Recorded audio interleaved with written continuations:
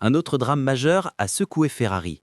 Après un incident huleux au Grand Prix d'Azerbaïdjan, Jacques Villeneuve a surpris en accordant son soutien total à Lewis Hamilton. Ce soutien a visiblement aigri l'atmosphère au sein de l'équipe Ferrari et pourrait avoir brisé la relation entre Hamilton et Leclerc. Cela pourrait-il marquer le début de la plus grande guerre interne que Ferrari ait jamais connue? Discutons-en. Un drame intense s'est joué dans les derniers tours du Grand Prix d'Azerbaïdjan à Bakou. Ferrari a essuyé des critiques pour avoir ordonné à Lewis Hamilton de céder la 8e place à son équipier Charles Leclerc. Cette décision a enflammé les débats dans le paddock, divisé les fans et embrasé les réseaux sociaux. Tout a commencé quand Ferrari a inversé les positions de ses deux pilotes en pleine course. Hamilton, avec des pneus frais, a reçu l'ordre de doubler Lando Norris, Yuki Tsunoda et Liam Lawson en tirant parti de son avantage d'adhérence. Mais cette stratégie n'a pas porté ses fruits.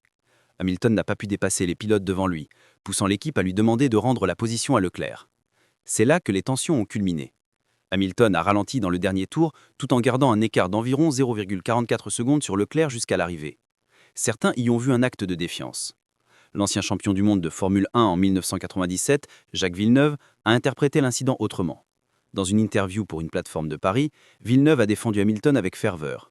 Lewis a géré cela avec une grande intelligence. Non seulement il a défié les ordres, mais il a aussi montré sa maîtrise de la course. Ces ordres étaient absurdes, a affirmé Villeneuve. Il a argumenté que Ferrari n'avait pas besoin d'exiger que Hamilton rende sa place. Avec sa vitesse et ses pneus plus frais, Villeneuve estimait que Hamilton aurait dépassé naturellement sans aide de l'équipe. Ferrari n'avait pas à inverser les positions. Lewis était nettement plus rapide. Même sans ordre, il serait passé devant, a ajouté Villeneuve. Cette prise de position offre une nouvelle perspective au public, qui voyait jusqu'alors les actes de Hamilton comme une simple insubordination. Pour Villeneuve, ce n'était pas seulement de la rébellion, c'était une choix logique d'un pilote chevronné, tenant compte du contexte global. Cet épisode a de nouveau exposé la gestion stratégique confuse de Ferrari durant tout le week-end à Bakou. Un échange de position précoce, censé ouvrir une fenêtre pour attaquer la voiture devant, n'a finalement rien apporté de concret.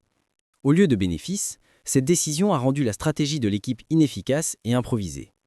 Elle a généré des frictions internes inutiles. Hamilton estimait avoir respecté ses consignes initiales en pressant ses rivaux. Face à l'échec, il trouvait injuste de perdre la place conquise sur la piste. Cela a révélé un fossé entre le pilote et l'équipe, risquant d'entamer l'harmonie dans le garage. Villeneuve a vu dans cet incident le symptôme d'un mal plus profond chez Ferrari. L'équipe semble égarée cette saison. Ils paraissent perdus quand la pression monte. Ce n'est pas qu'une anecdote, mais un problème de décision globale. Cela pourrait compromettre gravement leurs ambitions en championnat, a déclaré Villeneuve.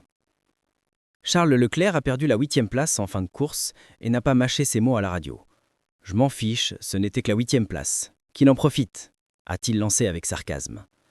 Cela ressemblait à l'éclat d'un pilote se sentant travi par la tactique de son équipe. Dans son interview d'après-course, Leclerc a exprimé ouvertement sa déception, critiquant la décision de l'équipe. « C'est injuste, mais bon, je m'en moque. 8e ou 9e, week-end dur », a-t-il dit, insistant sur son mécontentement, non seulement pour l'incident, mais pour la performance globale de Ferrari à Bakou, en dessous des attentes. Son ton trahissait une frustration profonde, non seulement sur le résultat, mais sur l'évolution de la voiture et la gestion stratégique cette saison. On dirait que Leclerc adressait un avertissement clair à la direction de Ferrari. Si rien ne change, les tensions pourraient s'intensifier et fragiliser la dynamique d'équipe pour la suite de la saison. Le patron de Ferrari, Fred Vasseur, a réagi promptement pour contenir la controverse et éviter plus d'agitation dans le paddock. Vasseur a souligné que l'équipe avait pris une décision objective pour maximiser les résultats de Ferrari. Pour nous, c'est limpide. Lewis avait l'avantage pneu et on voulait booster nos chances de doubler les voitures devant. Charles avait des soucis de récupération d'énergie et notre moteur n'était pas à fond, donc c'était le meilleur choix, a expliqué Vasseur avec fermeté. Il a ajouté que l'équipe priorisait la motivation et l'unité des pilotes pour les prochaines courses, chaque point comptant dans la bataille au championnat constructeur. Ferrari refuse que cet épisode perturbe sa concentration ou crée des tensions impactant les performances futures. Si cette déclaration visait à défendre la décision, elle a en fait révélé les lacunes en communication de l'équipe.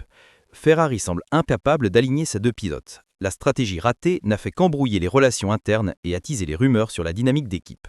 Pour les fans, cet incident a relancé le débat sur les choix stratégiques de Ferrari en moments clés.